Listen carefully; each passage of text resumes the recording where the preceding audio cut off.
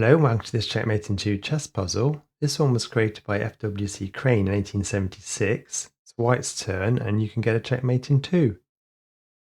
If you try to check the king with the queen by moving it to e1, the king has an escape square and a follow-up check doesn't get you the checkmate in 2. If you move the knight to b4, the king can take the white pawn and then you can't get a checkmate in 2 this way either. Taking the black pawn with the white pawn is actually a good forcing checkmate in 3 because the king can't move and neither can the pawn, so you have to move the bishop, then the knight can come in for the checkmate in 3. If you take the pawn with the bishop, only the bishop can move, so then you can move in with the knight.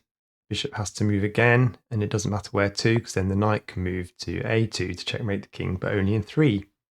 So the solution to this one is to actually move the knight to e5, taking the pawn. Black moves the bishop. You can checkmate the king with the queen, moving it to d3.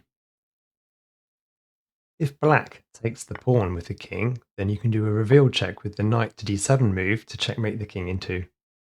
That's the end of this video. Please like and subscribe, and I'll see you again soon.